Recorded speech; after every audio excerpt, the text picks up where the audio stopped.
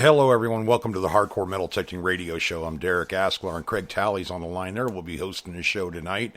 And, our call-in number is 352-504-4017 if you'd like to call in and start up a topic or whatever. But we have, actually, a caller on the line, Aaron from California, called us just before the show.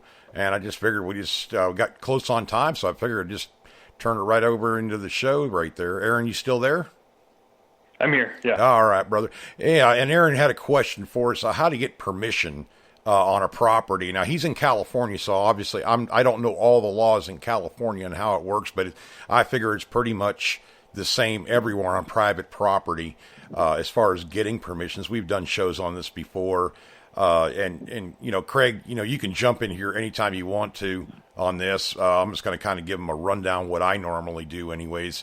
Number one is if you belong to a group, like, I don't know, a VFW, a church group, sports, some kind of sporting stuff that you do, you meet people and you get to talking about what metal detecting or relic hunting, whatever you're doing.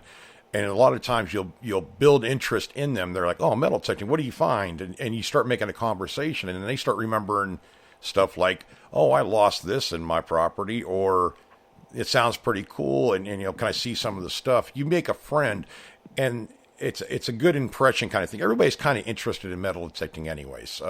Once you start telling them the kind of things you find. I've always kind of started with, I like finding buttons, tokens, bullets, maybe odds and ends, and if I'm lucky enough, I find some coins. I've always tried to keep it like that because to me, if you start off with, I'm looking for gold rings and diamonds and this and that, the gold bug hits them and they start thinking that, oh, they're missing out on something or they're losing out on something. And it becomes, oh no, you can't have permission. I want to find it myself. Because really we find everything. We never know what we're going to dig out of the ground. So that is the first thing I tell people. But as far as private property, a door knock works good. Now go up there, don't go up there carrying your shovel and your metal detector and knock on the door and say, hey, can I dig up your yard? I mean, obviously, introduce yourself. Say, I do I like local history. I like saving history. And I do, collect buttons and this and that. And I was wondering if I can metal detect your yard. And, I always leave it cleaner than what I found it. If I find any kind of metal nails or aluminum or something like that, I always take them out of there and throw them in the trash so that it's not in your yard anymore. You're pretty much down, just kind of giving them the real deal because you never know what you're going to dig up. And then they're either going to tell you yes or no. If they tell you no, it's no big deal. Okay, well, thank you. I just wanted to ask, and maybe I'll stop by again sometime and we'll talk more. You end up, what I have found in the past is I've ended up having to talk to people, the owner or whatever, they get interested, and then it becomes a 2-hour conversation. That's why it's better just to leave the metal detector in the car and all that, and try to do this ahead of time, because if you do spark that interest and you build a rapport with these people, you do a good job. You don't leave their property trashed and a bunch of holes open and everything else. They're going to tell their friends, and once they do that, you're opening a door. You're going to get a lot of permissions very quickly. Craig and I have both done this. A lot of you guys that are experienced hunters have done it also. So you're providing a service and you're having fun also. People, if you hear them mention, I got to find my survey spikes or my stakes for my property. I want to put a fence in or whatever. I don't want to pay a surveyor to come out and do it because it's really expensive. Do you think you can find them for me? Yeah, no problem. I'll find them. Once you find them, they're thankful. And you say, do you know anybody else that mind if I metal detect their property, or can you spread the word around a little bit? You'd be very surprised. People are pretty, forthcoming. You do hit some that are just stubborn, but, and they don't want you there, but always stop back, like a few months later. Say, hey, I was just swinging by and I was, wanted to talk to you a little bit, and you can kind of reintroduce yourself. They got to know you a little bit. They know that you're, not a bad guy or gal or whatever. It's just pretty much, being friendly. And that's what I've done. Just make sure that you are on private property. I don't know how the laws run in California about public property. Now, where I'm at, I can do public property, but I can't do state parks in Florida here. It's against the law to do state parks. Make sure that you know your local kind of laws as far as that goes when you're getting on federal property and that kind of thing. Obviously, you don't want to open up a hornet's nest. Some states don't allow it. Like I think West Virginia doesn't allow you on state land. You have to be on private property.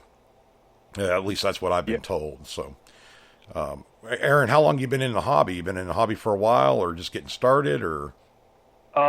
Well, I started about 10 years ago, then I quit, so I'm just starting to get back into it. Mm-hmm. But yeah, I mean, where I am, back in the 1840s, miners came through because when the gold rush happened, right, and then people were just swarming in.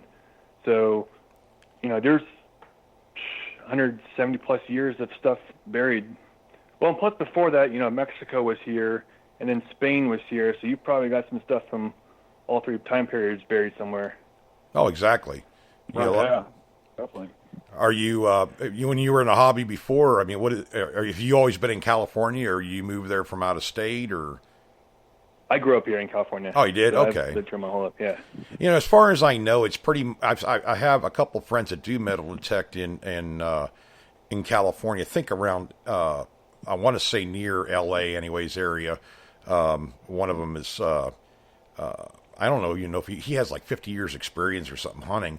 I haven't talked to him in a little while, but he did ghost towns and stuff. So I'm thinking that it's pretty much public property is open, for you to do. Well, he was doing private land that was it was hard to get into, actually, I think. Oh, was he, Craig? Paul, right? Yeah, Paul. I thought he was doing okay. It may very well be private property then.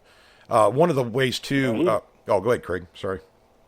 Well, he found several gold coins and it's really nice silver and it was where they were panning for gold and stuff. There was like camps and stuff that were there.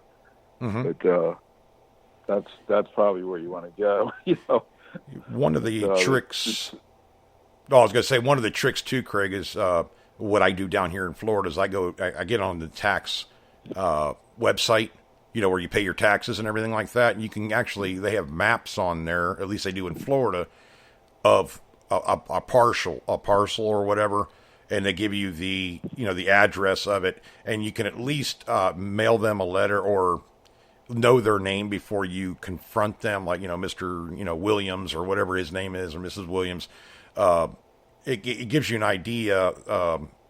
They usually have a regular map, and it's an overlay of the parcels, and that way you know exactly who owns it before you even go there. And it helps you out to know that you're talking to the right people. The other one is as far as seeing where. Well, Tom Bunch had put this up on our old website. It was actually historicalaerials.com or historicaerials.com.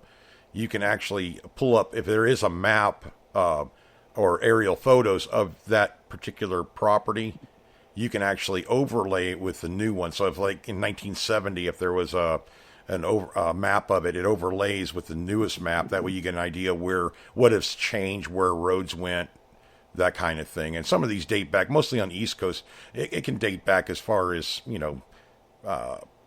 whatever kind of maps they had, it can date all the way back to, 1800s. It just depends if there was any, maps on file or whatever at the, that's on their site. And they're usually pretty good. Now, I think it was to get photos of it that you can print off, it was kind of expensive. If I remember right, I try to get a few for this property I do down here. But you can actually look at them and take a picture of them, a screenshot, so you have a record of it for yourself, and it saves you a little bit that way. All right. But okay, so what's the name of it again? Craig, is it Historic Aerials, right? Yeah. Historicaerials.com and Google. I think there's also an app on the iPhone. Probably is on the Androids too, but some people use that with the GPS, right? To locate stuff. Google Maps isn't bad either. If you pull up Google Maps, you can. I don't know how far back they'll go, but at least it'll give you an idea And you can actually go to street views and stuff like that too, to maybe get an address, a house number, that kind of thing before you even go out there. If you find a parcel that looks like it has activity. Where I lived in Alexandria, I lived right behind the Masonic Temple, and there was a Fort Ellsworth, like right behind the house across the street in this field. And you could go and like Google Earth or Google Maps and come straight down on top of that field, and you can see the outlines of the fort in the spring when the grass started growing. It was pretty wild. So, you could also see, like kind of like squarish things in the ground sometimes in some of these fields where there might have been like a, barn or a house or something like that. But, it's pretty crazy, and it's getting better and better all the time. The resolution on these maps. And two, going along with, and we talked a little bit about it before the show. When you go and you start digging targets, depending on what the situation is, like you fill in your holes. Obviously, that's just a no-brainer. It's pretty much good etiquette. But if you are, like doing somebody's yard, dig what I call a three-sided plug, or a curve, or a half moon. And when you dig down in there, that way you can flip it over and it doesn't break the sod, the grass roots out, like digging a plug all the way out. Then you put it back in.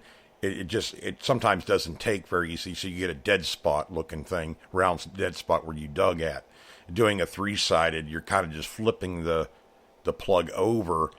You retrieve your target out of it. And then when you put it back in, you're kind of just flipping it back into the hole, and there's already roots on the one side of it. And after the first rain, they're probably not even going to know you were there. You can, obviously if it's a manicured lawn and stuff, you want to be careful of that. But I think you're talking about just pretty much property. Just filling your holes. I mean, that's the biggest thing. Nobody hates, or everybody hates when holes are left open. The landowner does, and other detectorists. People, I've been turned away from a place because somebody dug a hole metal detecting, and it turned out a lady was walking through and stepped in it and broke her ankle, and that just made it, all of us not have permission on that property anymore. It was actually a park, and they just won't let metal detectorists in there anymore because of the liability. So it kind of ruined it for everybody to go that particular place. So just fill them in. If you see any trash or whatever you dig up, just don't throw it by the tree or fence unless they tell you to do that. I just take it out of there and dispose of it for them. Let them know that you got it, and if they want the junk, they can have it. But, you're just doing being courteous and respectful to their property. And that's going to get you a long ways as far as getting more permissions at other places. Yeah, because, there's a couple YouTube videos I watch, and there's these two guys out in California. They're out in the mining country, and they're pulling up gold coins and silver coins, and I think the oldest gold coin they found was from 1835. But yeah, I mean they're getting the good stuff. Oh yeah, and I've heard stories about guys finding little hoards of. You have to remember the miners. I mean, they were out there. It was the Wild West or whatever. They dig up stuff and the gold and everything. If they couldn't, they wanted to hide it while they were out. Digging up more stuff. Well, if something happened to them, that gold is still there. And I've heard several stories about them finding nuggets and everything, like a gold spill. Essentially they never come back to get it. They couldn't, they died or whatever happened to them. Because it was a dangerous time. People didn't live as long, obviously. And, so you don't know the circumstances. Well, you heard about the gold coins the hikers found a couple of years ago, right? In California. Yeah, they were walking their dog, and the husband saw something shiny in the ground, and he pulled it up. It was a gold coin. So he went back to the house to get the metal detector and got a signal and dug it, and it was like a jar full of gold coins. Yeah. Minted in like the 1850s. And I'm like, I think it was like over $2 million or something on that. Yeah, it was. I don't know if it was that much, but it was quite a bit. But the one thing too is, then the government tried to steal it from them or something. Yeah, they tried to take it from them, saying it was from a mint or something. They thought it was from a robbery, I think. Yeah, they said it was a mint robbery. From a robbery. Yeah. And you got to be careful too. You find some stuff that, you might not want to throw up, on YouTube and everything else. And you tell your friends and everything, because I've seen it happen on beaches before where a guy finds a couple engagement rings or something like that. And, they happened to a friend of ours, they cornered him, and that's my ring. Well, what's it look like? Well, it's my ring. I saw it. And they called the cops out there, and the guy, our friend just said, look, here, you can have the ring. It's not worth my trouble. But, it wasn't even theirs. He knows it wasn't theirs. They couldn't describe it or anything, but, to not make a big scene about it, he just gave it up because the cop was there and everything. And, the cop said that was probably not the funnest thing to do is give it up, but it ended the situation. So, when you're on a beach or anywhere and somebody comes up to, what are you finding? What are you finding? I never would pull out a ring or something. I'd say, well, I'm finding some, pull tabs, and it just, people get crazy when it comes to, any kind of money or anything really neat. They can be kind of crazy once in a while about it. It almost, you know what I mean, Craig, right? They want it. It doesn't matter, the circumstance, whether it's theirs or not. Gold just makes people nuts. Yeah, gold fever. It's like silver. It's not that big a deal, but gold is a real big deal. Yeah. Platinum. And where you're hunting at, Aaron, it's, you never know. You might come across nuggets and stuff. It's, placer gold. I don't know what, area you're hunting in, but, I mean, California, if are you in Northern California, or are you in?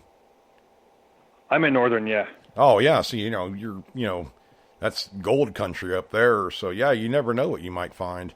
Stranger things have happened. I know, I tried to get some prospectors. A couple of them bought our detectors when we were selling our detectors there, and I always told Craig, I said, well, they're not saying they're not finding anything, and we haven't heard from them again. So that means they're finding something. Mm-hmm. They're very close-knit and closed mouth when it comes to finding gold of any kind, I would think. And it makes sense because of the world we live in sometimes. But I always wanted to know what they're finding and how big the nuggets are, and, how deep they are and everything. More for my information than anything. I haven't been to California to metal detect yet, but I'll get out there one of these days. I don't know if you what did you use anyways? Because you said you were out of it about 10 years ago and you got back in it. I didn't know what you were using back then. Yeah, I've got a Bounty Hunter Tracker 4. It's like one of the entry-level ones, but hopefully I could find some stuff for now. Yeah. Well, they'll all find you something, and I haven't used that particular one. I started out with a Bounty Hunter too, but way back when it wasn't that one. But they all find you stuff, and you have to pretty much, you probably know how deep it'll get and everything. Test Garden really helps out. Burying stuff yourself in your own yard or whatever, just to get an idea of what a penny sounds like and how deep you can get it. It just gives you a general idea, so that when you if you decide to buy another metal detector, you know what you want out of it as far as depth and everything, to something to compare it to, so you're getting something better. But yeah, anything you can use. Well, if you only have a Bounty Hunter, you got to use a Bounty Hunter. If you're in an old area, you want to dig pretty much everything, because you don't know what you're going to find. Some of the different gold coins, different diamond, like a $1 gold piece reads very low on the meter. Almost pull tab or something like that. It's almost like tinfoil, right on the edge of tinfoil, I think. But it's a lot of the other coins, they read, I think the $2.50 and the $5 gold pieces, they read in the junk range. So I wouldn't discriminate out too much, is what he pretty much means too. You want to keep you want to dig them. I had a Bounty Hunter that a friend of mine wanted to sell, and I went down with another friend of mine that has actually gotten me a whole lot of spots over the years. Some of the best stuff I've ever found is in some of the spots. He's a developer, but he took me to this place right down the road from Mount Vernon, where George Washington's mansion was, and I only got a couple signals in the yard, but I was using a Bounty Hunter Big Bud Pro, and I only used it one time, and never found a silver coin from the 1800s, and I got a signal about I dug down about maybe 2 inches, and the guy with me says, "Oh my God, it looks like a silver coin." And I look at it, and it's 1854 silver seated Liberty dime. And I was like, "Oh my God," And the guy says, "You want to sell that machine?" So I sold it to him right on the spot. But it was funny. We went over the yard, several more times, and never found another coin. Yeah. But that's the way it goes sometimes. But have you ever? Another guy that he'd had first. His wife got him a bounty hunter first machine. Since then, he's had probably about 20 different machines. But he went it's to an habit forming. old church. Yeah, he's up in Pennsylvania, and he went to this old church, and it was built in 1817. And he went in the back. The guy, the priest or whatever, told him he could hunt, and so he goes behind in the picnic area, and he dug 4 large cents. 2 were King George's, and then 2 were rare Liberty cap, straight bust, coins, large cents, and he goes to this club meeting. He joined this club, and he didn't really know much about it. Now he's like an expert.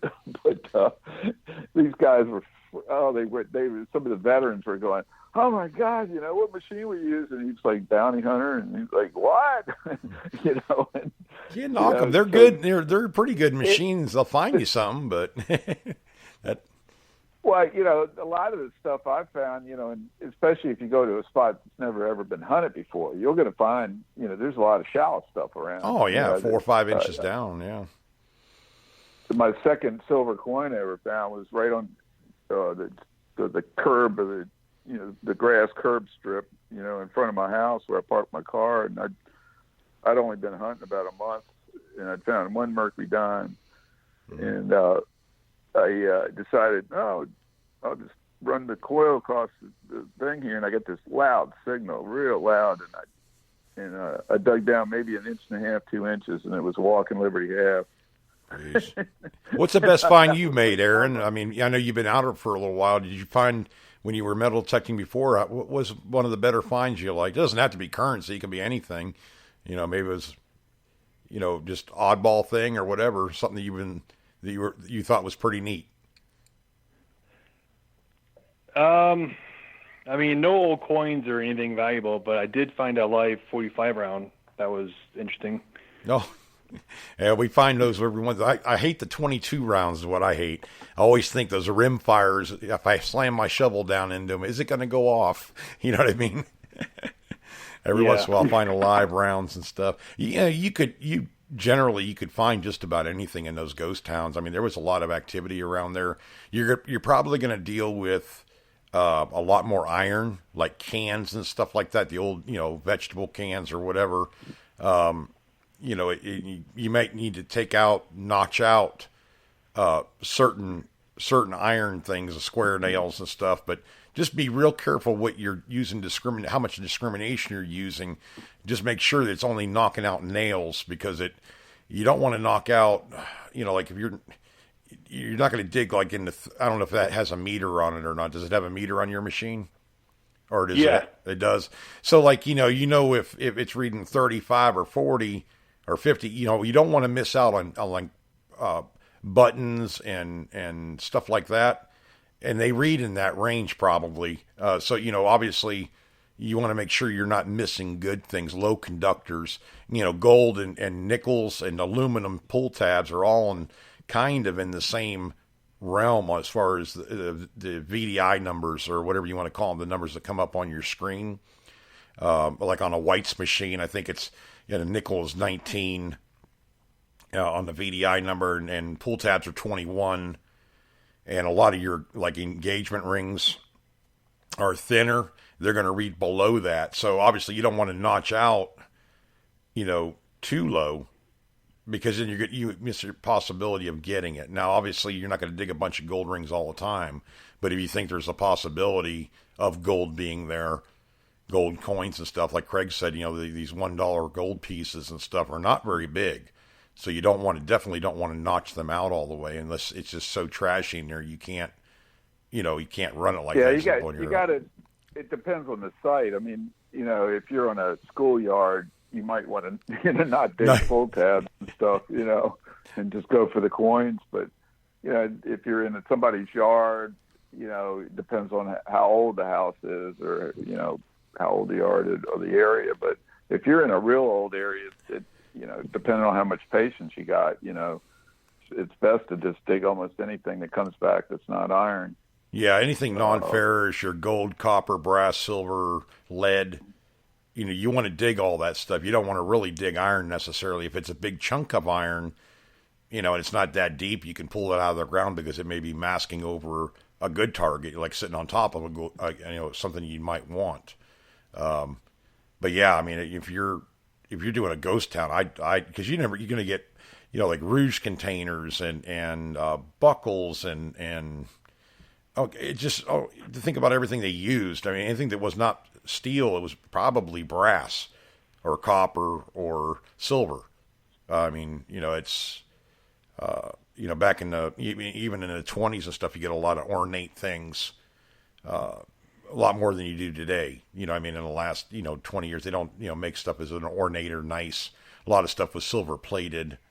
When you get back in the 1800s, it very well may be silver. Silver items. So yeah, don't limit yourself too much as far as discrimination. If you can get in there and find and deal with the nails and stuff like that, I'd go as low as you can on the discrimination without driving yourself crazy. So yeah. But when you first start out, you probably go by the meter more, and then as you get better, and then maybe you have a site that was producing really good and it stops producing, but there's still signals there. It might be good to just check those signals, because sometimes, like on a machine like you're using, the depth meter, the ID meter on the machine, the deeper you go, the less accurate it is. But it might read like a dime as a pull tab, at a depth, so it's not going to always read the stuff perfectly in the ground, as it goes deeper in the ground. If it sounds good, though, dig it. That's what, yeah. You hear it more often than not. People say, well, it wasn't really reading up on the VDI number, but it sure did sound good, so I dug it, and it turned out to be something good. Is it going to happen every time like that? Probably not, but, I mean, even if it's every other target or every fourth target's going to be a good one with that same sound, I mean, you're just, increasing your chances of finding something good. Are you okay? You still there? Yeah, I'm good. Oh, all right, yeah, brother. I know it's a little bit different. I kind of threw you into this tonight, but I wanted to talk to you a little bit longer, and we had to start the show up. So, yeah, you got kind of tagged. You're it. Yeah. Jim, I just want to find the areas that haven't really been picked clean. Right. Because the public parks, those places are all pretty much gutted, and and hopefully some of the private property areas haven't been picked clean, like old stagecoach stops, or I would hit them regardless. To be honest with you, Craig and I both, we love, they call them hunted out spots, and me and Craig will go to those in a heartbeat, because you know what, all the junk, some good stuff probably came out of there, but a lot of the junk's out of there because they dug it up out of there. Now with these newer machines that they're coming out with, or even the machine you have, it may run on a different frequency or whatever. It may give you a little bit of advantage, and you're not going to have as much trash to dig. And don't ever let people, and I've heard it more often than not, they say, oh, don't go there. We've hunted that for 50 years. Well, then a guy goes in there and he makes a killing. He finds all this stuff in weird spots on that property. The outskirts where somebody maybe didn't want to swing a metal detector, or maybe there was a hedgerow or something like that back then when they were metal detecting, they couldn't metal detect it. And now it's gone or whatever. It got bulldozed or whatever. And now you can get a metal detector in there. It's always worth a shot. I mean, worst that's going to happen, you're going to spend a couple hours and not find anything. But more often than not, you still find stuff there. Craig's been doing it for years, going to these places that people have pounded to death. You won't find a quantity like the first people, they get all the easy stuff, but there's still stuff in the ground, and, coins will be, I've read Cedar Liberty dimes like a nickel, and they were straight up and down in the ground. They weren't even that deep, but if it's not flat, it's not going to read right. It's not going to read like a coin. It might read totally different. And it may have been cherry picked too. Yeah, but in gold rings and stuff, they run the whole gamut. Depends on the carat, the size. You never know. I've had gold rings that didn't even read on the meter. It was like a 10-carat white gold, and the only way I picked it up was I got a signal on a wheat penny, and there was a wheat penny underneath the ring. Oh, geez. And when I pulled the ring out, I thought it was a silver ring, and I run it over the meter, and I look at the meter, and it's not even moving. And I thought, man, there's something wrong with the machine, So I ran the wheat penny over, and it ran up, the penny, So then I go, oh my gosh! And I looked inside, and it's a 10-carat. So, you can't believe those numbers. Yeah, but the ring looks silver. It's white gold. I'd rather have one. If I had a gold ring, I want a real gold looking ring. Right. Well, Tom Jones down there at down in St. Pete there, he was showing me on the I think it's the Explorer, MineLab Explorer. He scanned it over a pull tab, like a square tab, and then he put a platinum gold women's ring on the ground. It rang up the same number on the VDI number, identical on the platinum gold. So if you're, are you going to dig a platinum gold ring? I haven't dug one yet, but, I dig everything on a beach. Just about anything non-ferrous I'll dig on a beach, because you just never know what the heck it might be and how it's going to read up, and because of the salt water, and, if it's a wet sand, it's going to make it jump around a little bit. I mean, you're over there and, I don't know how many beaches you're around, Aaron, but, you can, I'm sure that, just like everywhere else, the beaches replenish themselves. Stuff washes in every time you have a storm. If you have erosion or whatever, you can hit those areas too and do pretty good. You may not be able to take your detector down in the wet salt sand, like right by the water, but you can do all the dry sand area. And, I try to do mine at night. I like night hunting a beach. Just make sure the laws and all that before you go. And some beaches close, at dusk or whatever. But it's a good time to go because you don't get bothered very much by people. You go during the day, everybody pounds you. Oh, what are you finding? What are you doing? It's okay once in a while, but if you took a day to go down there to detect, you want to detect, as much as you can. So. Yeah.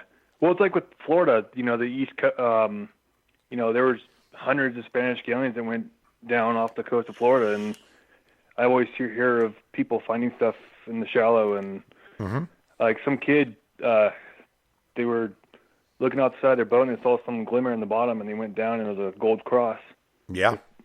I know people that have found gold doubloons down in Fort Myers on the west side with a metal detector on the beach. I found a real on the beach up here, just north of Clearwater area. The ships went down all around Florida. I mean, on the east and west coast both. You can't go in past ankle deep, because a lot of these wrecks they have a lease on them or whatever. Somebody had found them and marked them, and so you got to be careful about in the water type underwater detecting. I don't know if it's the same way in California. I would think it is, because just the state itself, they have some weird laws about stuff. But as far as metal detecting a beach, usually it's between the water and the dunes you can do. That's the way it is down here in Florida. You can't hunt the dunes themselves, but you can hunt everything from the dune to the water. And it's usually a pretty good amount of area. We find old stuff. We find a lot of jewelry. Heck, we were even finding mercury dimes and stuff like that on the beach a couple of years ago. It just depends on when it washes out. Now, on the East Coast, it's probably more prevalent. That's where you're going to find more of your galleon kind of, gold coins and jewelry. The old like the cross you're talking about. There's been guys that find medallions, and there was even a friend of ours that found a bronze toothpick. It was 300 BC. I don't know how it got there, but it had an animal head on it and everything. He had it looked at, and by a historical person, and it was a bronze toothpick, believe it or not. He found that after the hurricanes in, I think it was '05, something like that, where you eroded out like 12 feet or 15 feet of the sand. So you're getting down to that old sand down in there. And I'm sure you have pretty good storms over there in California, when it starts eroding beaches out. So just an option for you to maybe find some older stuff, because all the new stuff got washed out. So you're going to find older stuff. I mean, well, off the coast of California, there was a shipwreck, a steamer that went down back in the 1850s, and it had a bunch of gold on board. I think it was all recovered now, but I think in Southern Cal, there's some legends of Spanish galleons sinking off the Catalina Islands, but I don't know if that's just a story or if it's actually true. Or well, I know the Spanish were, this from Spain or whatever. They, the conquistadors or whatever, they were around in Arizona, New Mexico, probably California too. So I mean, the Spanish were even in Florida. I have a friend that was about a mile from my house found Spanish armor, like the chest armor and the sword and the helmet in the ground. Just, it was like 3 foot down. It's a huge signal, but it's a big surface area. It's like, a car hood, underground. But yeah, I mean, they were. Good thing we didn't find a body. Oh, no, I don't want to find one of those neither. I did find some false teeth one time, and it kind of freaked me out when I'm digging in the ground. All of a sudden I see teeth. I'm like, oh, no, but it was just somebody's lost their plate or something. I don't know. Well, in California, too, about 3 years ago, it was in California that the guy found it was in a park, and he found a grenade, and it was a live grenade. And he luckily didn't mess with it too much because the pin was rusted or whatever they went through there, but they called the bomb squad out there. It was a live grenade. He found it in a park. So, you're doing your good too, trying to get these live bullets, and, you just never know where they're going to be at. But yeah, that was one of the stories I remember coming out of California. That was about, Craig, about 8 years ago, something like that. But yeah, you just never know what you're going to dig out of the ground, man. Just make sure it's not a bombing range. What's that? It's pretty much almost like a box of chocolates. You never know what you're going to get. Until you hold it in your hand and look at it, you don't know what it's going to be. It's just, and that's part of the allure of it. That's what I love.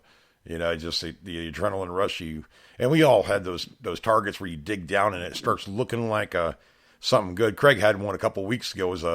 It turned out to be a flat button, but it was a gold flat button, or gold plated, and he's digging it out and he sees gold on the edge and he's like, freaking out. Thinks he's going to find a gold coin. It was a gold flat button. Well, the other thing is I found a 1853 quarter nearby there, and so I get this signal and I flip the plug and I see this coin. The same size. It's actually called a coin button because they pretty much read on a meter like a coin even. But anyway, it's got dirt caked on it, and I can see gold coming through on one side, and I flip it over and I can see gold coming through on the other side, and I'm like, oh my God.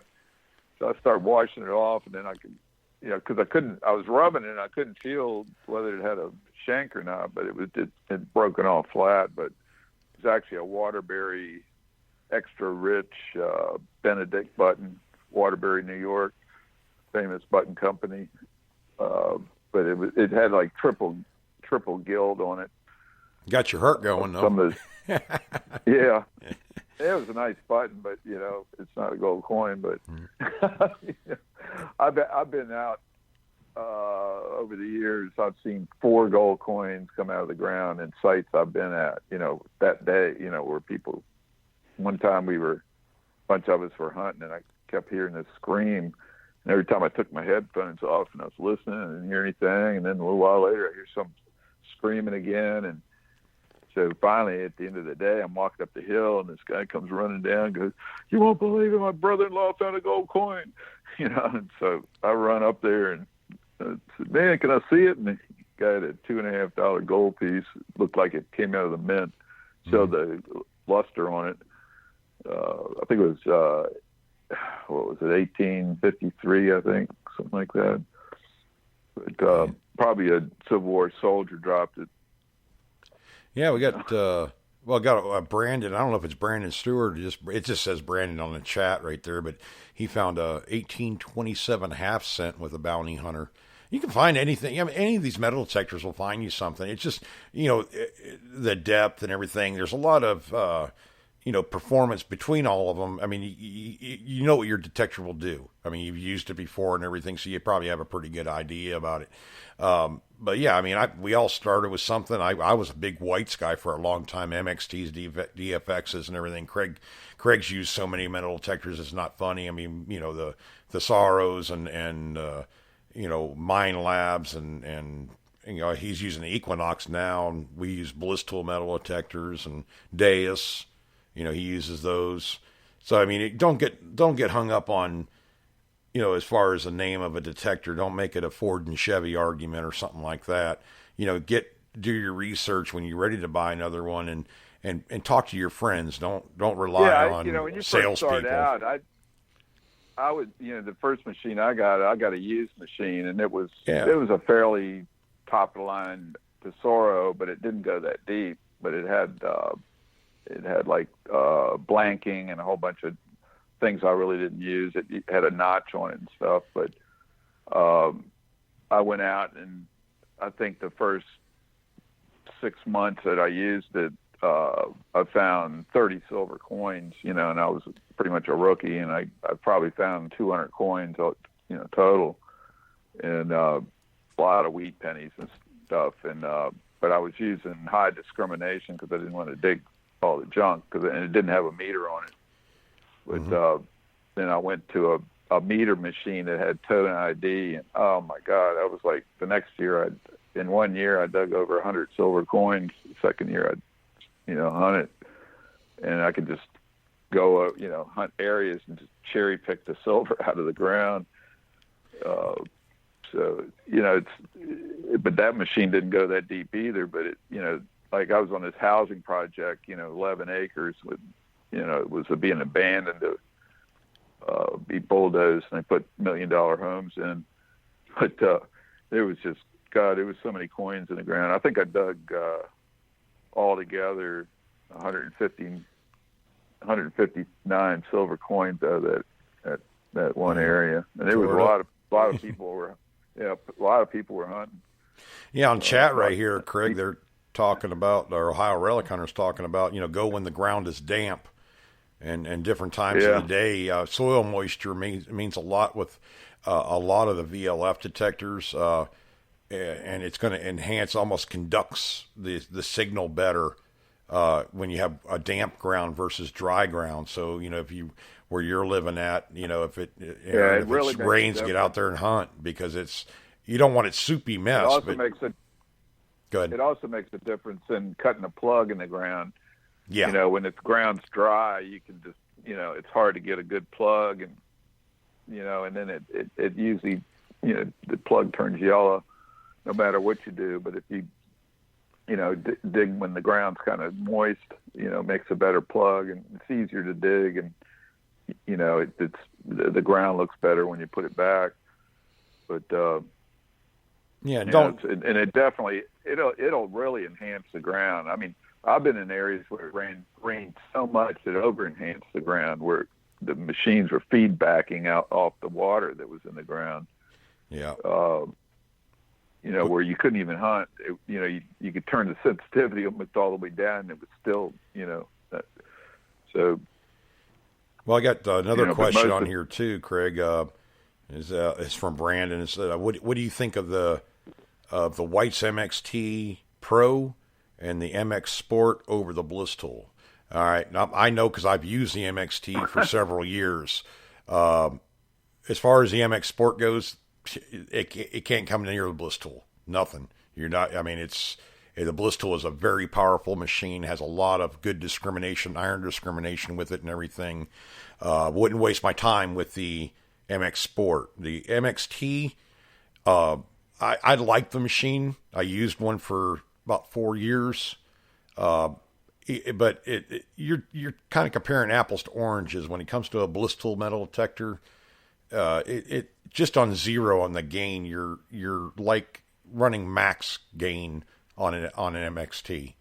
To be honest with you, it's night and day. Not that they won't find you stuff, because I found tons of relics with the MXT, but the MX Sport, I've seen it used. And I wasn't very impressed. If you're talking about those three detectors, it would be probably the whites for, like, I don't know, yards and stuff like that, or even in fields and stuff. I mean, really, Bliss Tool's my go-to detector. I just haven't found anything that can beat it, as far as a whites line goes. But the MXT would be, if you can't get your hands on a Bliss Tool, which is kind of hard right now, the MXT is the one I'd go with. I wouldn't worry so much about that MX Sport.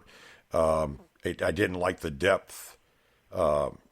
Essentially, I don't know if it was the way that people were setting it up, so I'm not going to beat it up. I was going to say, like, the depth reading on it it always read 4 to 7 inches all the time. It couldn't distinguish between a square tab and a nickel very well at all, from what I saw in the videos and stuff. And I know JD Witchcraft, he used to come on here. He may be on here listening in, but he had a MX Sport, and he wasn't real impressed with it. And like I said, it may be the way we were setting it up. I don't think that's the case, because I've seen too many videos and talked to too many people about that particular detector from Whites. I think the big strength of that machine was it was waterproof, I think. Yeah. You could take it in the water. Waterproof and stuff. But yeah, the MXT, I mean, that's pretty much a flagship metal detector for Whites. They've had it for years. They've upgraded. That's why you talk about the Pro. Now, I do know that the aftermarket coils work very well with the Whites machines, the SEF coils, accelerator coils. I haven't tried a Nell coil with it yet. I don't have an MXT anymore, but I know the 8x6 SEF coil, it's a butterfly coil. I thought worked fantastic with it. Had very good target separation. I got a little bit more depth out of it than I did with, like, the 7x9. I think it was a 7x9 white oval coil. I can't remember what the exact number was on it. It's the white one with the MXT. That was pretty much my go-to coil. I never really used the spider coil or the big 12-inch coil on the MXT. It wasn't out yet when I had my MXT there. But, the D2 coil, it's pretty good, but I would stick with the 7x9. I think it was a 7x9 oval coil. It's a white one that Whites has. Worked very well. For your trashy areas, you can put that 5.3 concentric coil on that Whites, and you could really get in between on a trashy site. It has that cone-shaped signal. And you can get in between targets so well, but make sure you overlap by half on your coil swings. But that's... as far as a Bliss Tool goes, you just, I can hit a quarter at 20 inches down in the ground. I mean, you're just not going to compete with that with the MXT. And iron discrimination, I can knock out an axe head, but still get a dime that's sitting right next to it. So, it's just performance. It's like apples and oranges, but they're all good for your arsenal. If you had both, I mean, you're pretty much set up. It's like having an Equinox and a Bliss Tool and a Deus. I mean, you're pretty much covering the whole spectrum. You feel pretty comfortable that you're finding most things with those three detectors. I would steer away from, if you're new to the hobby, I would steer away from the Spectra V3 from Whites, because it is more of a technical machine. They do have presets and everything in there, but that machine's more or less for people that want to really be able to adjust everything on their metal detector, even to color, to sound, and everything else. They deal with different things like correlate and recovery delay and stuff. If you don't mind learning about a metal detector, it's actually a pretty good one to learn on, because you're going to educate yourself very quickly on what these different things do on metal detectors in general. And you can actually apply it to other detectors that you're getting into, because you'll understand what you're dealing with a little bit better. Kind of got long-winded on that, but anyway, I hope that helps you out. Too much information, man. I know, man. I you get so deep into this stuff. Me and technical stuff with these metal detectors, man. I can tear them apart, buddy. But I just want to give him an honest answer about that. I just, it'd be like, and I've seen, every dog has its day, and I've seen guys that really do well. Like, just an example, AT Pros, probably one of the highest selling metal detectors in the hobby. Most people have had one or seen one or used one if they're been in the hobby at all. And there's a lot of guys that know that dang machine really good, and they can make that machine do stuff that you wouldn't be able to do. It's just because they've spent the time with it. It's kind of like the bounty hunter, Aaron. You've spent time with it already. You have a kind of got your ear wrapped around or mind wrapped around how it reacts and everything with EMI and stuff like that. So you'd be better than me. If I picked one up today, I wouldn't know what ends up really. I'd have to sit there and adjust it and relearn it. There's a learning curve to these detectors. But yeah. It's what you like, what you see in performance and everything. When you buy a new one, you can even buy a used one, man. I mean, really, go on eBay or go on Amazon. Most of these guys are not going to sell you junk. Buy it from, somebody with a good rating. If they have I don't know, maybe they have an E-Track or, an AT Pro or, used that's, you might luck out and get it for $300. An AT Pro it wouldn't be unheard of, but it's a good detector, and you can buy aftermarket coils for that machine too. So you have options. That machine is probably the most sold machine in the world, the AT Pro, and they got an AT Max now. So yeah, a lot of people that went up to the AT Max are selling the AT Pros, and with a big coil, that thing, it really goes deep, but it's a little bit coil heavy, and doesn't have the balance, but it does what it does, and then it's waterproof too. Yeah, Brandon's on here saying he's going to buy you have to get himself a V6 bliss tool, and brother, I tell you what, to be honest with you guys out there, I'd put a V3 bliss tool up against most detectors, and it would probably stand out. I mean, I haven't seen one that could beat it. It doesn't have all the, if you can get your hands on a V6, obviously it has the stabilizer in it, and it has the turbo mode and the iron ore mode. That's very useful because Craig and I use a lot of these things in certain situations, and it's a godsend when we can't take another metal detector in there because of EMI, but we could take a bliss tool in there, a V6, and run it all day long and not have a problem. So you that's what you get when you get a V6. The V3s, they just don't have the calibration on them like the V6 does, but plenty damn powerful. I mean, you're in iron discrimination, very good. It discriminates out iron. You can work in mineralized soil with it. You can work, salt sand. It's a true all-terrain detector. So yeah, I did really good with that machine. I went back to spots that people wouldn't even go back to and found stuff, and a lot of stuff, sometimes. But, I talked to guys in Northern England. They're kind of secretive, but one guy said, "Oh yeah, I've seen your videos, on YouTube," and he said, "Just between me and you, I made a fortune on these bliss tool metal detectors over in England." So the guy's he's made supposedly like several $1 million off, finding stuff over there. Mm-hmm.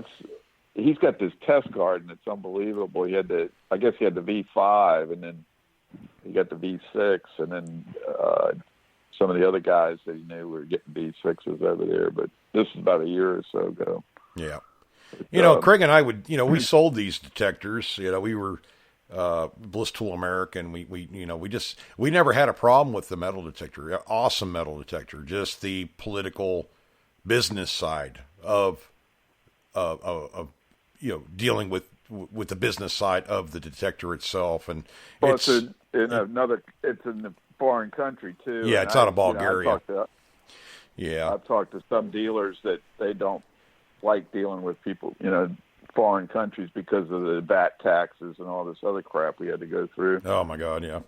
It became not fun, and Craig and I, if we're not going to do it if it becomes not fun. It has to be fun. It's like this radio show. Craig and I have done this show for, gosh, I don't know, at least 3 or 4 years, probably more than that. Maybe even 5. Yeah, maybe even 5. And we've always had fun with it. Lately it's gotten even more fun, because since we monetize, we're getting a lot more downloads. I mean, some days it's unbelievable. We're kind of shocked. Yeah, we almost topped 600 yesterday downloads. I was like, oh my God, it's just, and it's nice. I mean, I'm glad people find it interesting. I mean, we hope we're interesting, and the show goes off, and Aaron, we kind of go every which way on this show. We never know which way this show is going. Like, you called in out of the blue, and I said, what the heck, I'll put you on the show because there's a lot of interesting stuff you might be able to tell us, and you did, and you have questions, and maybe we can answer them. That's what it's all about. Do you have a YouTube channel, or do you make videos or anything metal detecting? No, not yet. I was thinking about it, but I just need to find, spots that can. Well, I'm not going to say where exactly I am, but like, no, figure out where I can. Well, you're in the state of California. Yeah.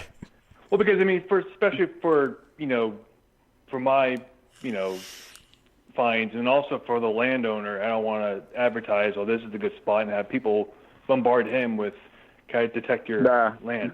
You're smart, brother. I mean, we always say, like Craig's hunting somewhere in Virginia or somewhere. I'm hunting somewhere in Florida.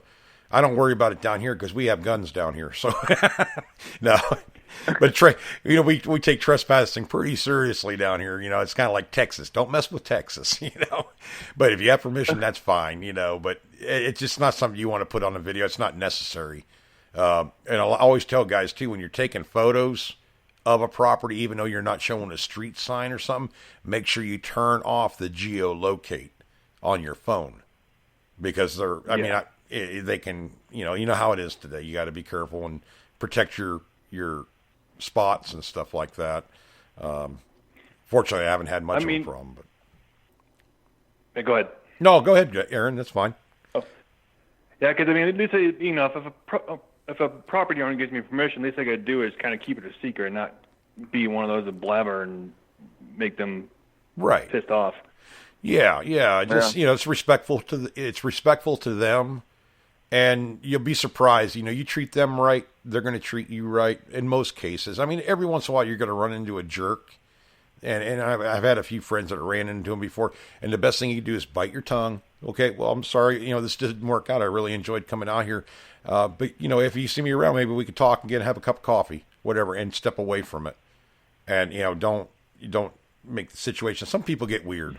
It doesn't happen all the time. Most of the time people are thankful. You'll probably get turned down more than you want, than you will, get the property. Mm-hmm. But one of the things that I've been lucky on, it just seems to happen to me, is people just give me permission.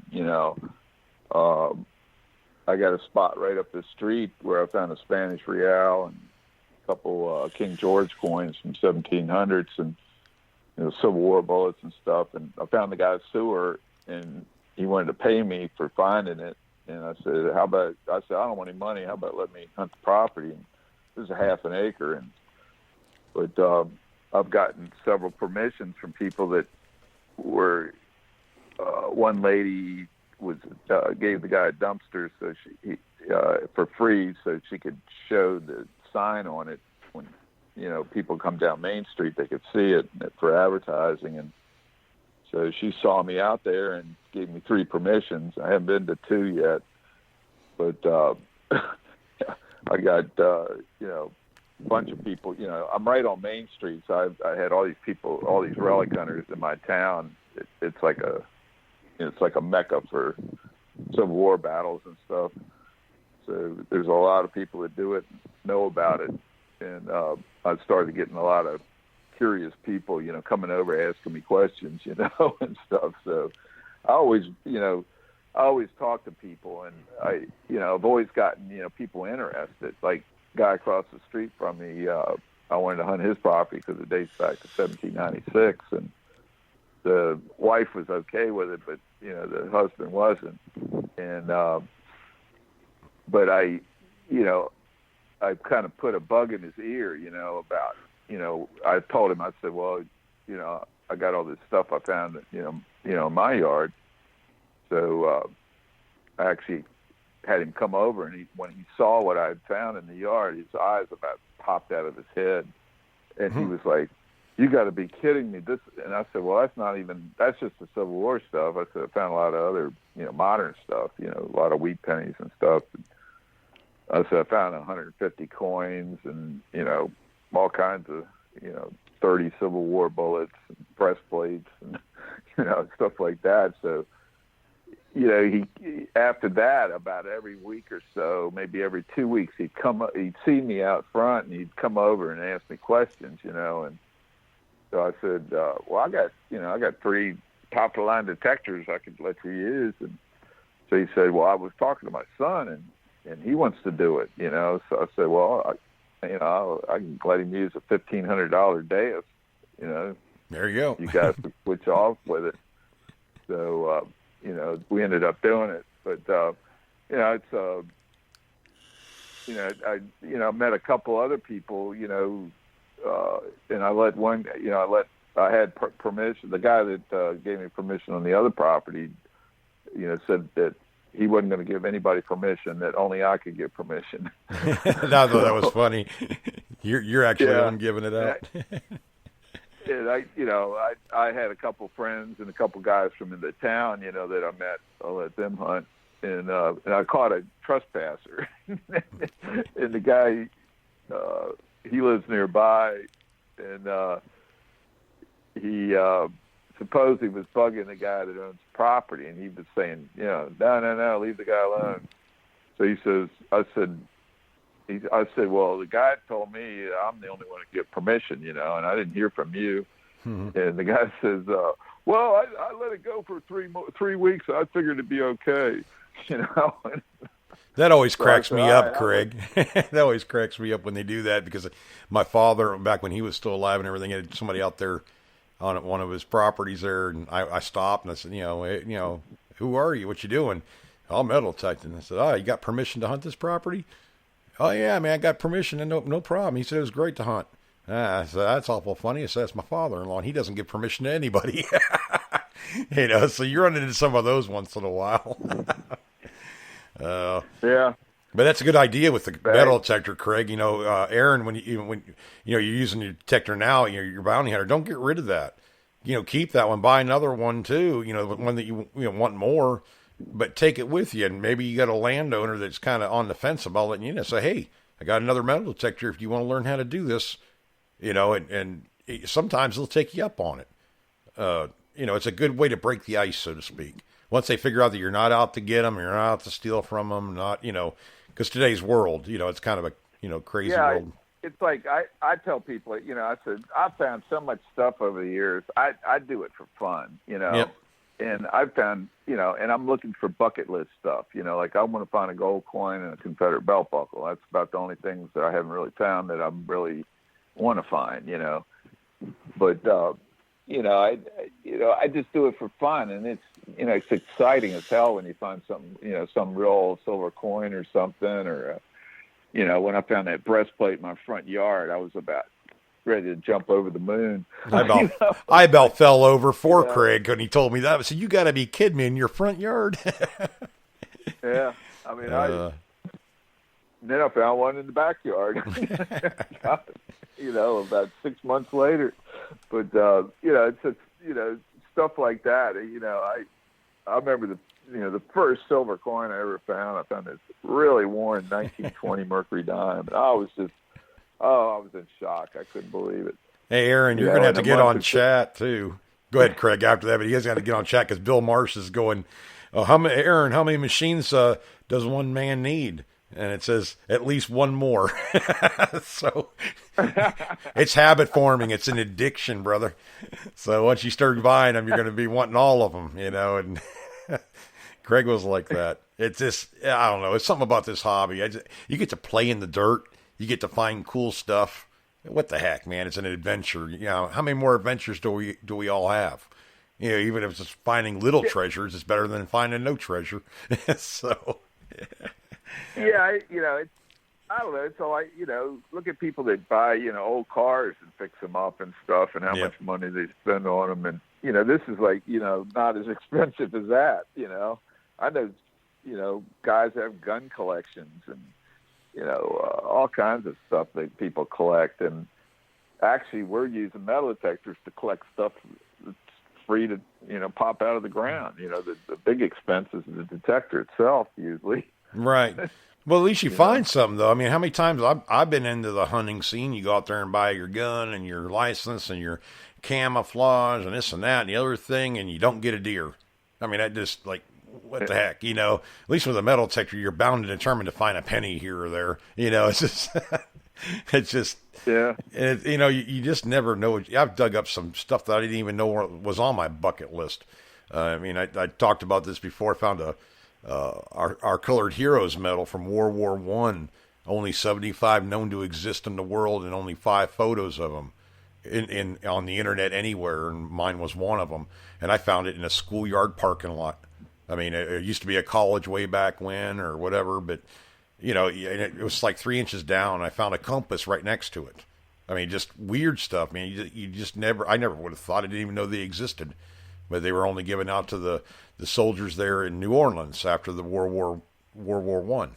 They couldn't march with, it was a segregation thing. They couldn't march with the white soldiers and stuff. So, it actually had a guy, I was going to donate it to there's a little museum. Actually, I think the guy was in, maybe it was Arizona. I thought maybe it was California. I don't know. He ended up sending me money for it and everything, but I didn't really want any money. I just wanted somebody who was going to, put it in their, collection, a museum there and show it, because I had never even heard of one.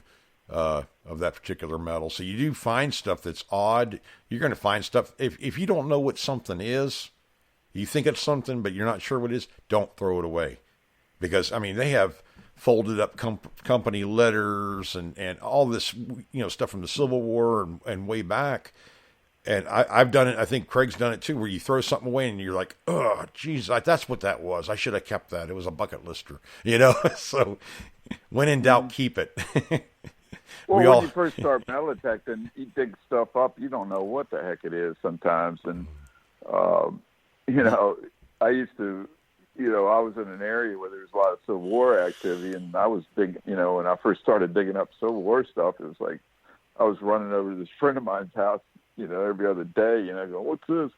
And so finally he showed me these books, and then I found out I could get all these books, like on buttons and bullets and artillery shells, just about anything else, and I started, over the years, people started coming to me to, have me identify stuff. But it's part of the process, once you get into the hobby, you start realizing like the key dates of the coins that you want to find and stuff like that.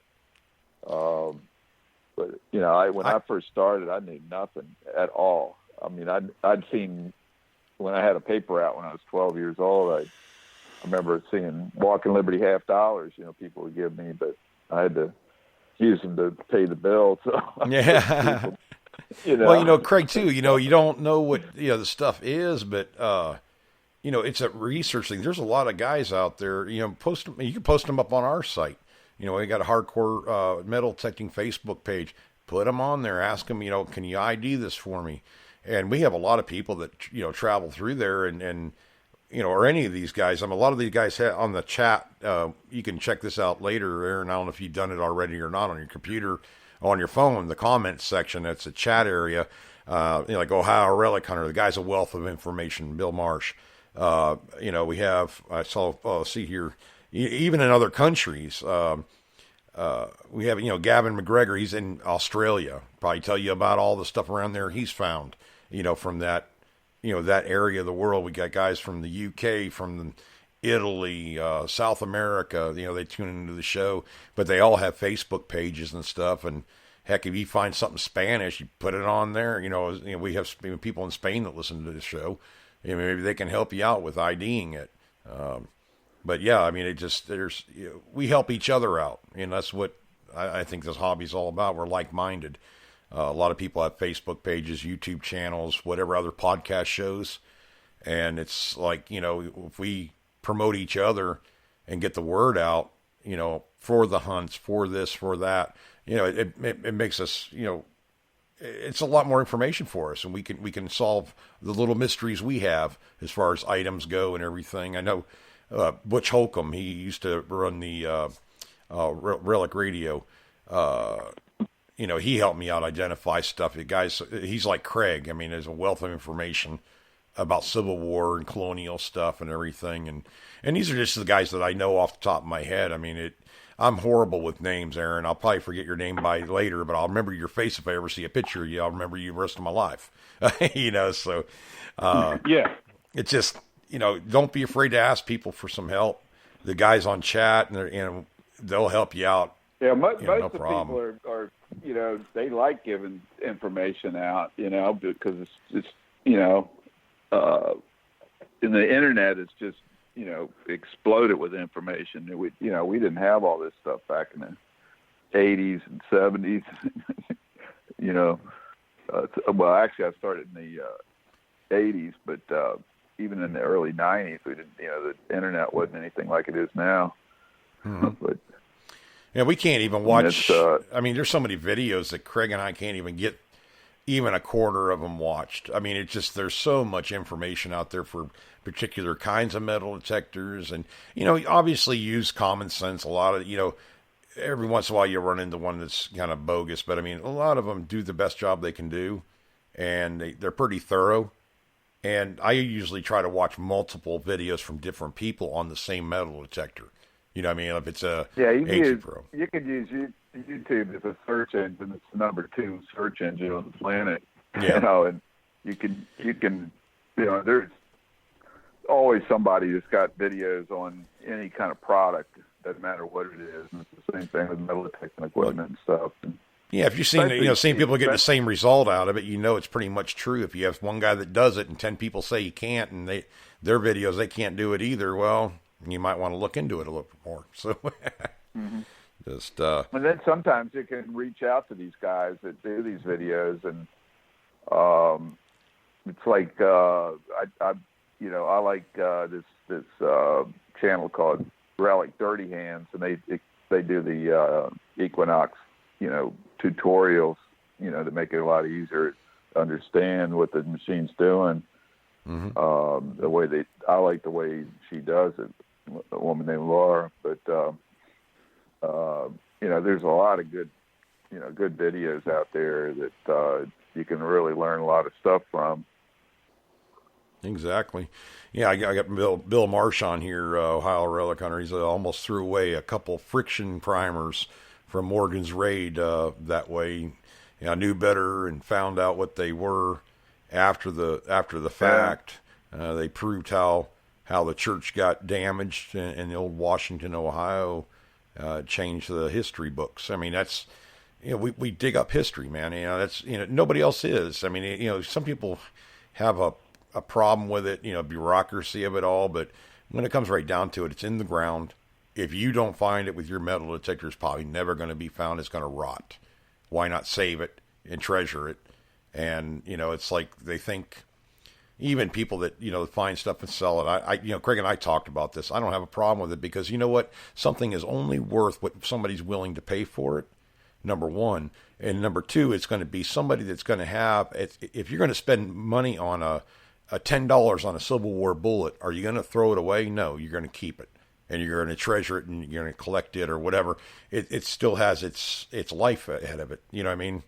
It's not, to me, it's not a bad thing anymore. I used to think of it as a bad thing. I choose not to sell my stuff, but if somebody wanted to sell theirs, hey, it's probably going to be another relic hunter that buys it. You know what I mean? Because it's not going to be a coin collector or nothing.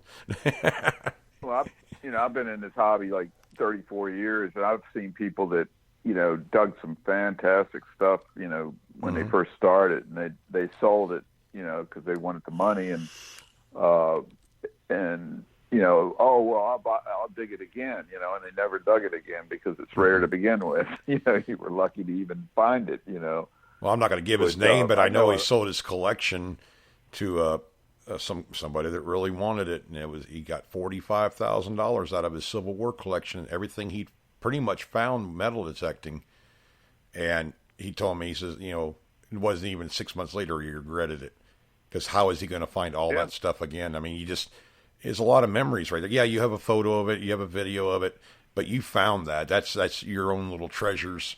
And he used to display them and everything else. And, he's kind of lost. He goes, how many more breastplates can I find? How many, how many more are left out there that I can get, that I can find with a metal detector.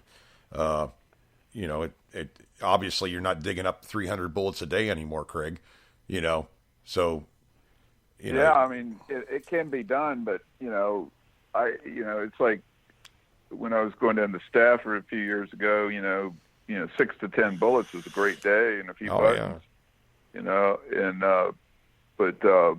Even when I first started, when we were going down to the battlefield down in Fredericksburg, if we dug, everybody pretty much dug 100 bullets every day we went down there for a long time, a couple of years.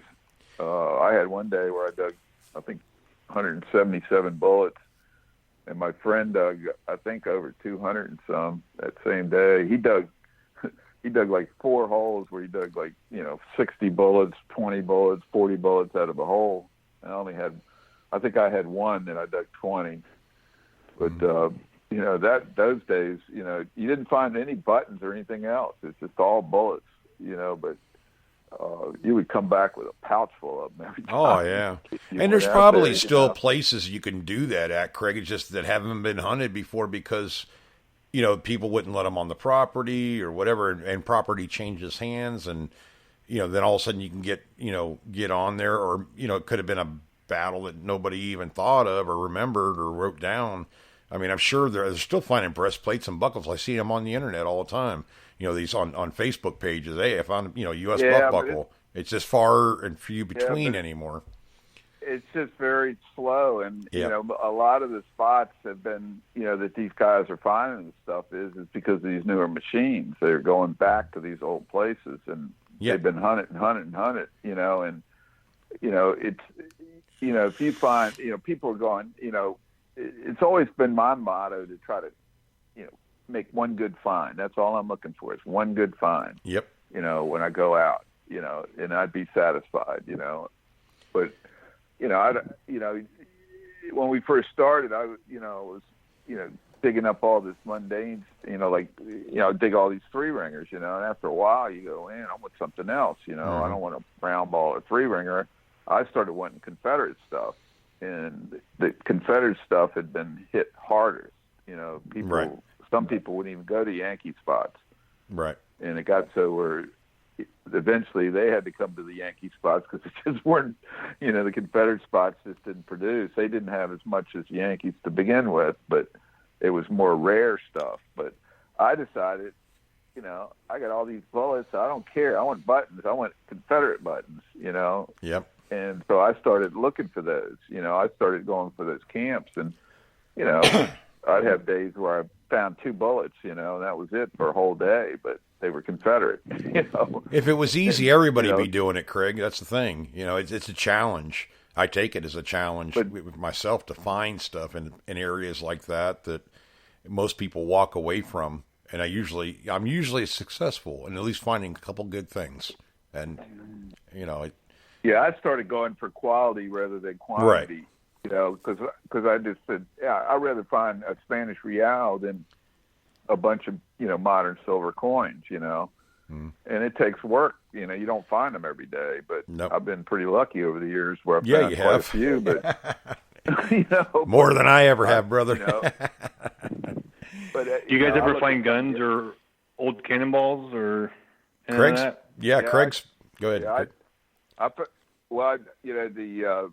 The first one I found, I was on an archaeological dig on the Manassas battlefield because the archaeologists couldn't find it. They only found 2 bullets when they did a survey of the parking lot area that they were going to put in.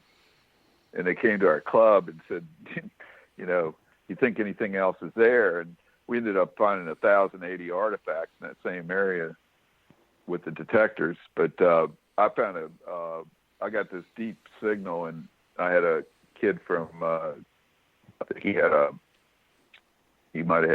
probably either a BA or a master's degree from University of Maryland digging for me. Young kid, about maybe 25, and we dug down about 2 feet, and the signal kept getting stronger, and I was thinking it's got to be a cannonball, and because it was something heavy and it was big. loud, yeah. and yeah, so they wanted to stop digging, you know, and I said, I'm going to keep digging if you don't start digging again. And so they called this guy over, this other expert. None of them were experts on metal detecting at all. They didn't know anything at all. And so they said, well, it's probably mineralization. And I said, I'm getting a all metal signal on this thing. I said, there is something, probably iron in the ground, and I think we need to dig it up. So he said, all right, go ahead and dig another, half a foot or so. So they did, and I could see rust, like this round rust spot. And I said, wait a minute. And I reached down in there, and I could feel something. I started shaking it. And I pulled out a 20-pound artillery shell. It's called a parrot shell. And, excuse me. And they didn't even. I told them what it was. They go, "A parrot what?" And I said, "It's not a bird. It's an artillery shell, And then all of a sudden, all these people, all the archaeologists came running over. There's about 15 of them there at the dig, and there was one guy that was an expert that they trusted whenever anybody dug something up, and so he came over and identified it. Said, "Yeah, that's what it is." And so it was amazing. I was right there on the battlefield where Stonewall Jackson had routed the Union Army. And the place was there was so much stuff there. It was unbelievable. Mm-hmm. And, but he'd be the guy to get hip out something like that. Yeah. Then another time I was in Stafford County, and I was hunting. I found this spot about 2.5 miles up this creek, and I was going up the creek one day, and I saw a bulldozer going up the other way, upside, digging in the new housing development. So I stopped and went up the hill and saw this guy, and I asked him if I could hunt the road that they were cutting, and he said, "Yeah, we're getting ready to leave. You hunt it all you want." So I started finding Indian head pennies and a few eagle buttons, no bullets or anything, and after a couple hours, I finally got to the top of the hill, and there was just one little section left. And I saw this area that was all clay that they dug like 2 feet down in the side of the road, and it said no state maintenance. And so I swung the detector, and I got this banging sound. And I had a Nautilus, didn't have a meter, and I started kicking the dirt, and thinking it was something just under the dirt, and so I went back over, and it's still there, so I got down and dug a hole I was down about 2 feet deep, and it was still just banging away. And so I got my knife out, and I started kind of probing, and I hit something the knife kind of slid sideways, and I could see this rounded edge, and I said, "Oh my God, I think it's a cannonball." So it took me 45 minutes to get that thing out of the ground, because I didn't want to hit it with the shovel, And so it turned out to be a 12-pound cannonball, and so I had to hike all the way back to the car and down the creek, and after I got 100 yards, that cannonball started weighing 120 pounds instead of 12. Yeah, no doubt about it. But I found a drywall bucket in this gully, and I ended up carrying it back in the drywall bucket, so it wasn't so bad. But and I actually in my yard here in Middletown, I found about a third of a exploding Borman cannonball, which is Confederate, and then there's about half of a Schinkel shell fragment. And neighbor across the alley found half of a rare Britain Confederate shell, and then the guy next door, they had a bolt that went through the house during one of the battles and bounced off everything, landed on the hearth, and it's still there. And then they had another one where the cannonball bounced off the chimney or stuck in the chimney or something. So yeah, you get cannonballs everywhere or shells. Yeah, that's why I picked. Don't pass up the house when I had to move. Yeah, because I knew there would be stuff here. Yeah, we're probably can shut the show down here in a few minutes, but I did want to tell you that, Aaron, I mean, when you're hunting those ghost towns and stuff, don't if you find padlocks or irons, like they would iron their clothes with. They put them on a wood burning stove or wood burning stove legs. You don't tools of any kind. You might find guns too. I mean, you never know what you're going to find in like a ghost town area. If you have a chance and there's any kind of buildings there that are run down or you could tell where a building was, make sure you do that ground around there. You might need to use more discrimination, but heck, they used to use boards, slat boards, and stuff fell down there. Gold fell down when they were, counted up coins, buttons, whatever was on the floor of the house or shack or whatever.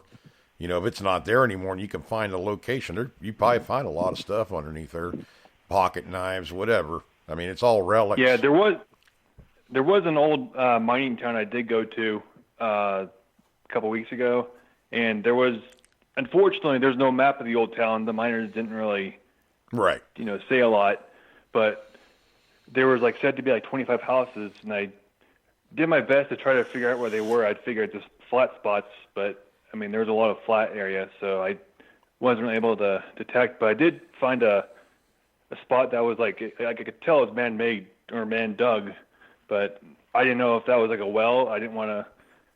Could have been a privy. I didn't know if I'd fall down. Yeah, you got to be careful around that. Yeah. Well, just kind of swing around, and if you start hearing iron signals and stuff in the ground, there's activity there. That's what you want to look for. Those shacks were made of nails. I mean, square nails. If you find a pile of those, I mean, I'd be really curious about what was there if you're finding a ton of nails, because it probably rotted away, could have burnt, whatever. If you're starting to find indentations in the ground, it could be a privy, could be a well, could be anything that looks out of place. It's part of sight reading. Something that doesn't look like it belongs. There's usually iron trash in these older camps, like Civil War camps, mining camps, stuff like that. Where a lot of the utensils and stuff are iron. And bottle dumps, can dumps, bottle dumps, trash dumps. I mean, that's all signs. They're not going to carry that stuff a long ways. I mean, they're going to, they bottle dumps. Craig has one in his backyard, and they've dug so many bottles, it's not funny. So the ghost towns are the same way, kind of.